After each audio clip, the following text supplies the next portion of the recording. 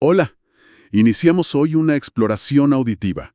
Nos vamos a centrar en la hipoacusia, o sea, la pérdida de audición, y en una de sus causas más habituales, sobre todo en la infancia, la otitis media serosa.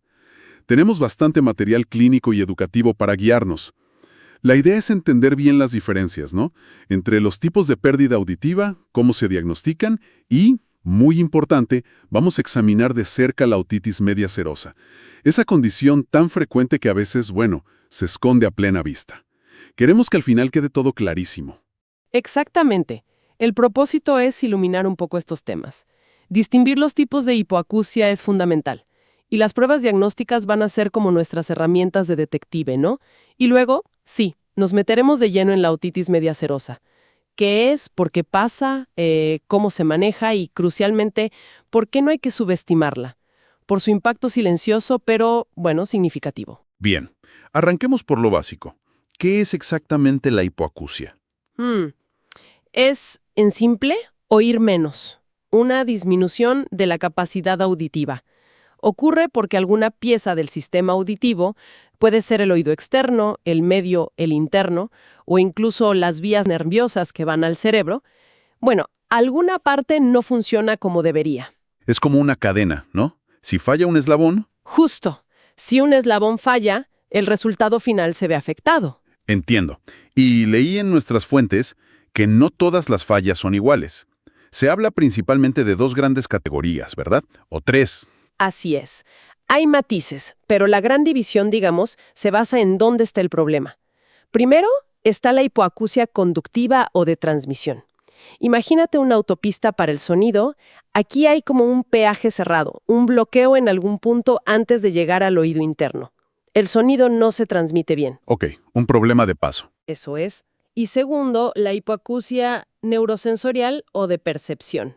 Siguiendo la analogía, la autopista puede estar despejada, el sonido llega, pero el destino final, el oído interno, la cóclea o las vías nerviosas, tiene problemas para procesar esa información, para interpretarla. El problema está en la recepción, entonces. Exacto, en la recepción o en el análisis. Y sí existe una tercera, la hipoacusia mixta, que es simplemente una mezcla de las dos anteriores. Hay problemas en la transmisión y en la percepción. Vale, vamos con la primera, la conductiva. ¿Qué tipo de bloqueo es ese que impide que el sonido pase? Aquí el problema está en el oído externo, o sea, el canal auditivo, o en el oído medio, donde están el tímpano y esa cadena de huesecillos tan pequeños. Es como intentar escuchar música con los auriculares mal puestos o tapados. Las ondas sonoras llegan, pero no alcanzan la cóclea, que es como el micrófono interno, con toda su fuerza. ¿Y qué causa esos bloqueos? ¿Son cosas graves normalmente? Pueden ser muy variadas. A veces algo súper simple y común, como un tapón de cerumen. Ah, claro. Otras veces son condiciones como la autoesclerosis, donde los huesecillos se ponen rígidos, no vibran bien. Y, muy relevante para lo que hablamos hoy, la otitis media serosa, que es cuando se junta líquido en el oído medio, justo detrás del tímpano. Las fuentes mencionan unas pruebas que parecen antiguas, pero ingeniosas, con diapasones. ¿Todavía se usan para detectar este tipo, el conductivo? Sí, totalmente. Son pruebas clínicas clásicas. Obviamente hoy tenemos tecnología, pero estas pruebas con diapasón nos dan pistas rápidas y muy valiosas sobre el tipo de pérdida. Las dos principales son la de Weber y la de Rine. A ver, cuéntame. La prueba de Weber. Pones un diapasón vibrando en el medio de la frente. Si hay una hipoacusia conductiva en un oído, la persona oye el sonido más fuerte en ese oído afectado. Espera, ¿cómo? ¿Más fuerte en el oído malo? Eso suena al revés. Exacto. Parece contraintuitivo, pero tiene su lógica. El bloqueo en el oído medio impide que el sonido que viaja por el hueso se escape o se disipe por la vía aérea normal de ese lado. Entonces, por comparación, la vibración ósea se percibe más intensa ahí. Es una pista clave. Qué curioso. Y la otra prueba, la de Rine. La prueba de Rime compara cómo se oye el diapasón pegado al hueso detrás de la oreja, esa es la vía ósea, versus cerca del canal auditivo, la vía aérea. En la hipoacusia conductiva, el resultado es negativo. ¿Qué significa? Que se oye mejor o por más tiempo por la vía ósea. Lo normal, en cambio, es oír mejor por vía aérea, rine positivo. Fascinante. Algo tan simple. Y las pruebas más modernas, la audiometría, por ejemplo, ¿qué muestra ahí? La audiometría tonal es la que nos hace el mapa de la audición, ¿no? En la hipoacusia conductiva se ve clarísimo. La audición por vía aérea, con los auriculares, está disminuida. Pero, y aquí está la clave, la audición por vía ósea, que se mide con un vibrador en el hueso mastoides, está normal o casi normal. Ajá. Se crea una diferencia, una brecha, un gap, que le llaman, entre las dos curvas, y típicamente afecta más a los sonidos graves. Entendido. ¿Y la audiometría verbal? ¿La de entender palabras? Ahí se confirma que el problema es de volumen, no de claridad. Si subes el volumen lo suficiente, la persona entiende el 100% de las palabras. La curva es igual a la normal, pero desplazada. Necesita más intensidad. Además, si la sospecha es de otitis media serosa, la timpanometría es súper útil. Mide cómo se mueve el tímpano. Claro. Si hay líquido detrás, el tímpano está rígido, no se mueve bien. Y la curva sale plana, que se llama tipo B. Eso confirma mucho la sospecha. Muy claro. Entonces, si la conductiva es un problema de tubería bloqueada, por decirlo así, ¿qué pasa en la neurosensorial? Bueno, aquí la tubería estaría despejada. El sonido llega bien al oído interno. El problema está más adentro. Está en el micrófono, que sería la cóclea con sus células sensoriales, o en el cableado, o sea, el nervio auditivo que lleva la señal al cerebro, o incluso más arriba, en el propio procesamiento cerebral. La información llega, pero no se capta bien o no se transmite correctamente. Exacto. El problema es de procesamiento o de transmisión nerviosa. ¿Y ejemplos comunes de este tipo de pérdida?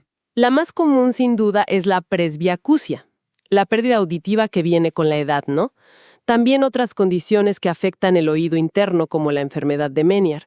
Básicamente, cualquier cosa que dañe esas estructuras tan delicadas, las células ciliadas o el nervio. ¿Y las pruebas diagnósticas qué revelan aquí? Me imagino que lo contrario a la conductiva. Justamente. Los resultados se invierten bastante. El Weber, el sonido se oye más fuerte en el oído sano o en el que oye mejor de los dos. Lógico. El Rine es positivo, como en la audición normal. Se oye mejor por vía aérea que por vía ósea. Y en la audiometría tonal, aquí viene lo interesante. Tanto la vía aérea como la ósea caen juntas. Van en paralelo, digamos. No hay esa brecha, ese gap aéreo-óseo que veíamos antes. Ah, ok. Y generalmente afecta más a los tonos agudos, los sonidos más finitos. Y la capacidad de entender palabras también cambia mucho. Drásticamente. Es una diferencia clave. En la audiometría verbal, a diferencia de la conductiva, subir el volumen no siempre ayuda. A veces incluso empeora. ¿Cómo que empeora? Sí, a menudo la persona no llega a entender el 100% de las palabras, por más fuerte que se las digas. Hay una distorsión de base, una pérdida de claridad, no solo de volumen, y a veces pasa eso que se llama rollover. Subes mucho la intensidad y la comprensión, en vez de mejorar o mantenerse, baja. Eso sugiere mucho un problema en el nervio auditivo. Qué complejo. Sí. Y además, se pueden hacer otras pruebas llamadas supraliminares, con sonidos más fuertes, para buscar algo llamado reclutamiento. Si hay reclutamiento, la persona percibe los aumentos de intensidad de forma exagerada, como si le molestaran mucho los sonidos fuertes. Eso apunta más a un problema en la cóclea, en las células.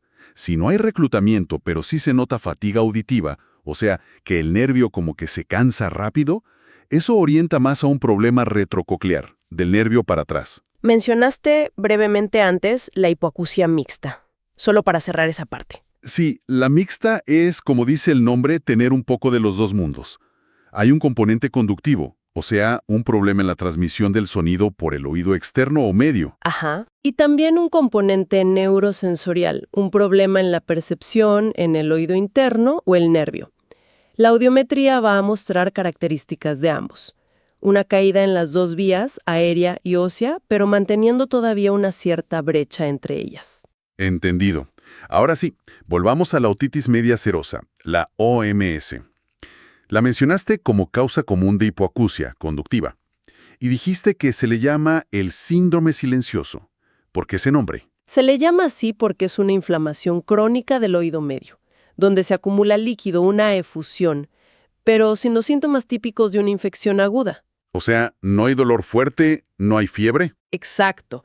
Generalmente no duele ni da fiebre. El síntoma principal, y a veces el único, es la pérdida auditiva.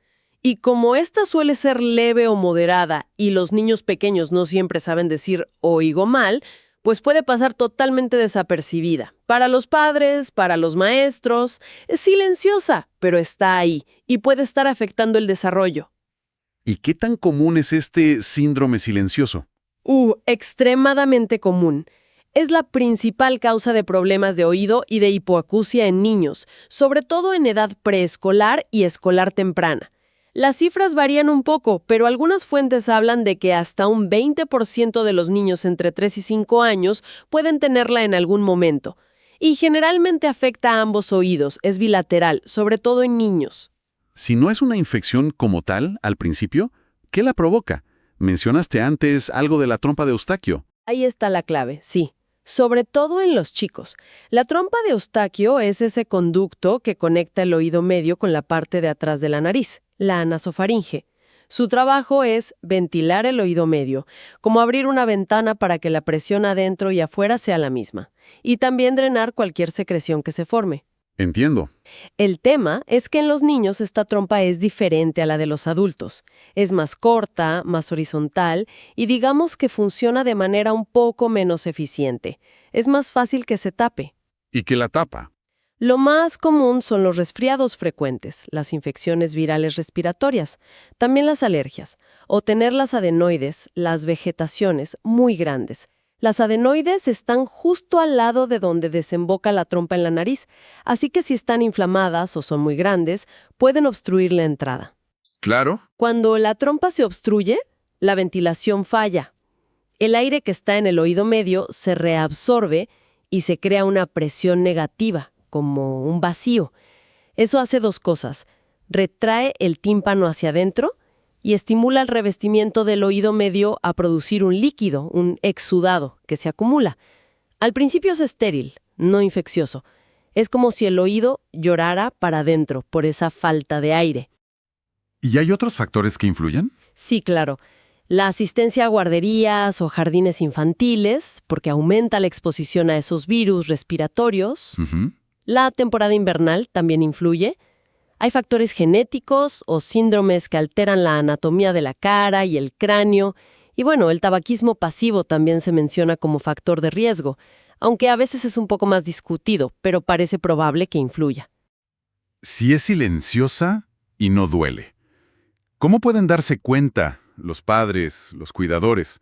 ¿Qué señales hay que buscar? La clave es estar atento a signos de esa hipoacusia conductiva, que como dijimos suele ser leve, de menos de 30 o 40 decibeles. ¿Cómo se manifiesta eso en un niño? Bueno, puede ser que pida subir el volumen de la tele o la tablet, que parezca distraído en clase o en casa, que no siempre responda cuando se le llama, sobre todo si hay ruido de fondo, que le cueste seguir conversaciones en grupo, o que confunda palabras que suenan parecido. A veces, en niños más pequeños, se puede notar un retraso en el desarrollo del lenguaje o problemas de pronunciación. Y recordar siempre. Fundamental. La OMS en sí misma no duele.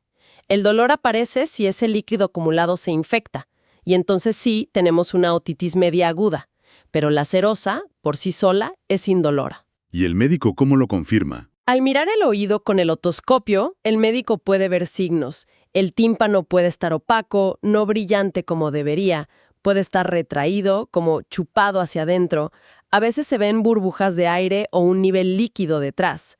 Y como dijimos antes, la timpanometría, que sale plana, tipo B, y la audiometría, que confirma la hipoacusia conductiva. Bueno, con eso se cierra el diagnóstico. Suena preocupante que algo tan común puede estar afectando el aprendizaje o el lenguaje sin dar señales muy obvias. ¿Cómo se maneja entonces? ¿Qué se hace? El manejo tiene como 3 objetivos principales. 1, mejorar la audición, para que no impacte negativamente en el desarrollo del niño. 2, evitar complicaciones a largo plazo, como daños permanentes en el tímpano o los huesecillos. Y 3, prevenir que vuelva a ocurrir seguido. Vale. ¿Y cuál es el primer paso? Lo primero, y esto es importante, es saber que la gran mayoría de los episodios de OMS en niños se resuelven solos, espontáneamente, en cuestión de semanas o pocos meses. Por eso, muchas veces la primera opción es lo que se llama conducta expectante, o sea, vigilar y esperar. Hacer controles periódicos de la audición y del oído, pero sin intervenir de inmediato. ¿Y los medicamentos? ¿Sirven los jarabes para la tos, los antihistamínicos para la alergia? Mira, las fuentes son bastante claras en esto.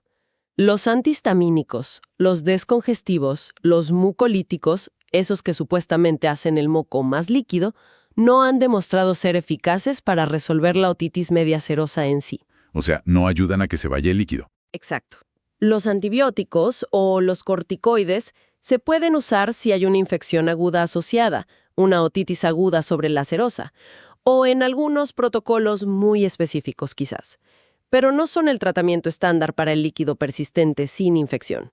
Entonces, si la espera vigilante no funciona, el líquido sigue ahí después de un tiempo, ¿qué opciones quedan? Si el líquido persiste, digamos, más de 3 meses y la pérdida auditiva es significativa, o sea, que está impactando en el lenguaje, en la escuela, o si empiezan a verse cambios preocupantes en el tímpano, como una retracción muy marcada, ahí sí se considera la cirugía. ¿Qué tipo de cirugía? Bueno, hay opciones. Una es la timpanocentesis, que es básicamente pinchar el tímpano con una aguja fina para aspirar el líquido. Eso alivia la presión y permite analizar el líquido si fuera necesario. Pero a veces el líquido vuelve. Claro. La opción más, digamos, definitiva, o al menos más duradera, es colocar tubos de ventilación transtimpánicos. También se les llama diábolos o tubos de drenaje. Son unos tubitos minúsculos que se insertan a través de un pequeño corte en el tímpano. Funcionan como una ventana artificial. Permiten que entre aire al oído medio y que salga cualquier líquido que se forme. ¿Y se quedan ahí para siempre? No, generalmente permanecen unos meses, entre 6 y 18 meses, dependiendo del tipo de tubo, y luego suelen caerse solos, expulsados hacia el canal auditivo a medida que el tímpano se regenera. Mencionaste también las adenoides antes. ¿Se tratan al mismo tiempo? Exacto. Si se ve que unas adenoides muy grandes son la causa principal de que la trompa de Eustaquio no funcione bien, lo más habitual es combinar la colocación de los tubos con una adenoidectomía, que es la extirpación de las adenoides. De hecho, para los casos de OMS persistente en niños, sobre todo si tienen adenoides grandes, esta combinación, tubos más adenoidectomía, se considera el tratamiento de elección. Mejora mucho los resultados a largo plazo. Y un punto importante que mencionaban las fuentes. Sí, es crucial. Si una otitis media serosa persiste mucho tiempo o si aparece de forma un poco atípica, por ejemplo, en un solo oído, en un adulto o en un adolescente varón, hay que buscar activamente causas subyacentes. En niños, lo más común es la hipertrofia adenoidea, las adenoides grandes, pero en adolescentes varones hay que descartar tumores raros como el angiofibroma. Y en adultos, una OMS unilateral que no se va obliga a descartar un carcinoma en la nasofaringe, en la parte de atrás de la nariz. Hay que estar atentos a eso. Bien, creo que hemos aclarado bastante el panorama. Entendimos la diferencia crucial entre oír mal porque el sonido no llega bien, la conductiva, y porque no se procesa correctamente, la neurosensorial. Y las pistas clave para distinguirlas en las pruebas. Y profundizamos mucho en la otitis media serosa, esa condición tan común en niños, a menudo oculta, silenciosa, pero cuyo impacto potencial en el desarrollo del lenguaje y el aprendizaje justifica toda nuestra atención. Así es. Hemos sentado las bases, creo. Y de todo esto, especialmente sobre la OMS, me queda una reflexión final, una pregunta interesante que surge, ¿no? Sabemos que la mayoría de los casos se curan solos, lo cual apoya la idea de esperar, de ser conservadores. Pero también sabemos que una audición disminuida, aunque sea leve, durante meses críticos del desarrollo, puede tener consecuencias. Entonces, la pregunta es, ¿dónde está exactamente la línea? ¿Cuál es el punto, el momento crítico, para decidir si pasamos de la simple observación a una intervención más activa, como los tubos? Es un equilibrio delicado, ¿no? entre no sobretratar, no operar innecesariamente y asegurarse de que un problema que podría ser transitorio no deje una huella duradera en el desarrollo del niño. Es algo en qué pensar. Una reflexión muy pertinente, sin duda. Un desafío clínico real. Muchísimas gracias por guiarnos en esta exploración tan detallada del mundo de la audición y sus problemas.